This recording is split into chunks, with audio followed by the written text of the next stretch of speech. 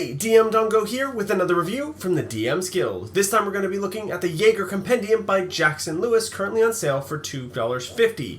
I mean, the class has a whip that turns into a sword, or is it a sword that turns into a whip? Either way, that's amazing.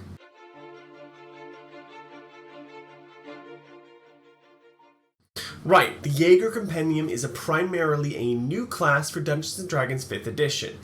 But that's not all. It also includes 3 new archetypes, one for the rogue, one for the fighter, and one for the author's Arcanite class, which you can also find on the DM's Guild, and I'll put a link down the doobly-doo.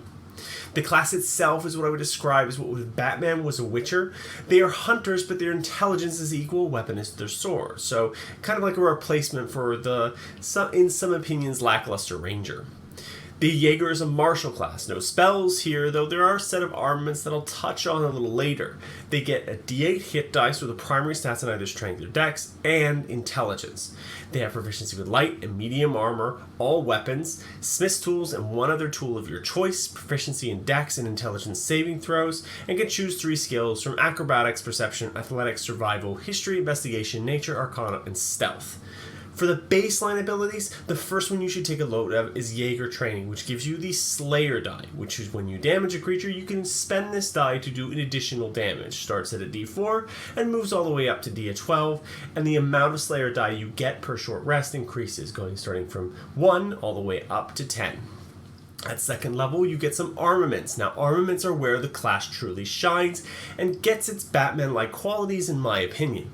The Jaeger can alter weapons, create new ones, create new interesting powders and concoctions that can augment their existing abilities or create completely new effects. Examples include things like the Ballistic Fist, which allows you to add a little explosive power to your unarmed strikes for an extra 4d6 damage.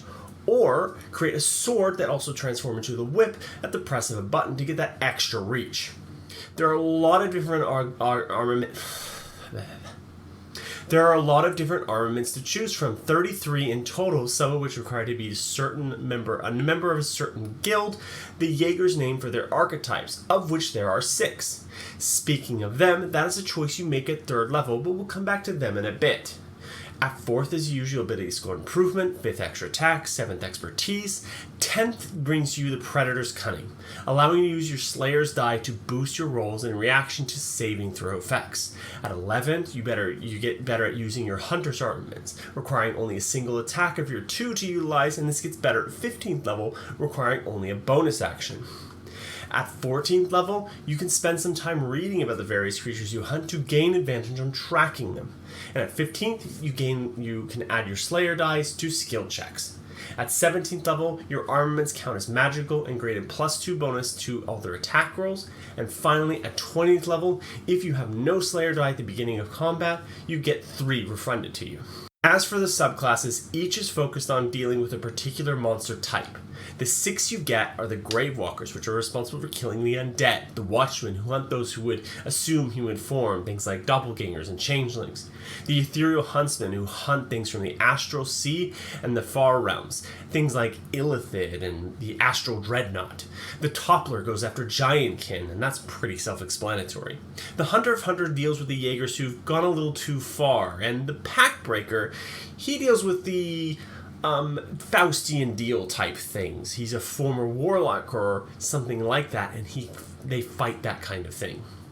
These are broken up into 2 sections, the main guilds and the lesser guilds. This seems to be a thematic idea, so you could either run with this idea when inserting the Jaegers into your campaign, or not. But for reference, the first 3 are from the greater guilds, and the second are from the lesser. So let's take a look at one from each. The Watchmen Guild. As part of their motif, given the nature of the creatures they hunt, they must act in civilization. So a lot of their abilities are around hiding in plain sight and scaling and doing things. The first of which is concealable weapons, the wrist crossbow and the sword cane. Each of the subclasses also has a unique weapon or specialist idea, and the Watchmen for them is this wrist crossbow and the sword cane. At 6th level, the Watchman gets Shrewd Investigation, which allows them to improve their critical hits, getting a crit on a 19 or 20 if your investigation can beat a creature's deception, marking them for 1 minute. At 19th level, Erudite Advice allows you to grant a D4 bonus to any ally involved in either attacking or making skill challenges against the creature that you've marked. Quick Escape at 13th level grants an increased movement speed, climbing speed, and reduction in falling damage, all useful in urban environments where you're going to be chasing down these doppelgangers or changelings. Now finally, the Capstone ability, which allows you to add your intelligence modifier to the attack roll of your marked target once per turn, a nice little bump for those hard to hit creatures. The Hunter of Hunters Guild. These Jaegers get a pair of loyal hounds as their signature weapons, which you command as a bonus action on your turn. So a much better improvement on the hunter, on the ranger's pet class. In addition to this, you can expend Slayer die to perform special commands which include rushing towards an enemy, attempting to knock an enemy prone, or playing dead to avoid having either of the hounds die. At 6th level, as long as your hounds are within 5 feet of you, you're immune to the frightened conditions because they're such good boys. At 13th level, you gain advantage on perception and survival checks while the hounds are within 15 feet of you. And finally, the Capstone, which gives you hounds as legendary resistance and allows you to add your Slayer die so that you expend during special commands to either the attacks or damage rolls of the hounds. Aside from the class and its subclasses, you get 3 other subclasses from the main class. People who work with the Jaegers who help them carry out these missions. These Verbündete are as follows, and I probably butchered that, so ignore it. As follows: the Rogue, Ambusher, which is pretty much what it says on the tin, the Fighter Strongarm, a kind of shock trooper, and finally the Arc-Knight Order the Profane, a terrifying knight consumed by hellfire. Finally, you get a few new feats that augment or grant some of the Jaeger abilities. What did I like about this? Well, I liked quite a lot. The lore for the Jaegers appears really well fleshed out, and including your game as a group would be a very easy task with a lot of room for DM creative license to really utilize them in a really unique way. The Jaegers hate the things they hunt, and that comes across incredibly well in every single entry, which is a good thing. It gives players a good springboard for them to set off and create their own characters from them. It's also a really great idea for a darker world, and if the DM is setting up for something, maybe like Strahd, I think they would fit in really well. I really love the armaments. They're an incredibly clever way to introduce variety and clever play into a class. Too often martial classes don't get much choice as they level up. With the armaments, you get that back. Really great to see. I also like that the subclasses felt like they understood what the tactics of the creatures they were going after. They highlighted and heightened the strengths and highlighted the weaknesses of the things they're fighting. For example, the Gravewalker's first ability is a great one for this. The Powder Keg armament is designed to do a lot of damage very quickly, but takes time to set up.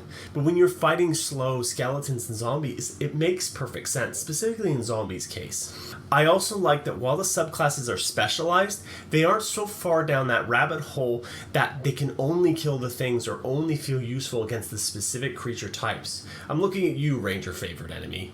The abilities here feel like they will still work against creatures that aren't those types, but that they will really shine against anything else. It's a really nice thing to see. What I didn't like. So first, there's virtually no artwork beyond the cover and one image on page 2, which is a downside because some of the armaments and subclasses have some really great evocative text that would have been really nice to see paired with some great art. I've also notified the author on a few things, and he's already working on fixing some of the really odd things that I found when I was doing an editing pass-through. However, I would still advise, I'm not an editor, and I think maybe going through the whole thing as just a general glance would be a really good idea for them. In addition to that, the serrated property is a bit weird, and if I'm reading it correctly, it only seems to apply to the fighter archetype, and one of the weapons is the whip sword, which is a really cool item. So some clear explanation as to what the status effect is, and maybe the serration that maybe it causes it, and then in additional rounds it does more damage. Either way, it's a bit unclear as to what is the intent there. Right. What did I think of the Jaeger Compendium, the whole class and all the options you get along with it? Well, I really liked it. I really thought it was really interesting. I thought the armaments is a brilliant idea in general. I think the class overall is really well balanced. It doesn't make me feel like there's anything broken or out of place. There doesn't feel anything like there's thematically wrong either, which is a really great place to be. I will say that I would have loved to see some more art, even stock art, just to break up the word blocks because there's so much of it. It is just like reading one long wall of text. I think it's 14 pages long. It would have been nice to just break that up in certain places. That's a layout and editing thing. I also would say that some of the editing is a little weird in places, and I think it could use an editing pass just to kind of tighten all those things up. I've notified the author on some of the things I found, but I think having somebody go through it professionally, or potentially even just have the author hand it off to somebody to have a look over, would be a really great idea and might sort out some of those problems. Because of those two reasons, I'm going to score it a 4 out of 5 instead of a perfect score. But it is a really great class if you can overlook those two things. So this has been DM Dongo. Please do remember to like, comment, and subscribe. And if you want to pick up the Jaeger Compendium, you can find a link to in the description down below. Thank you. Peace out.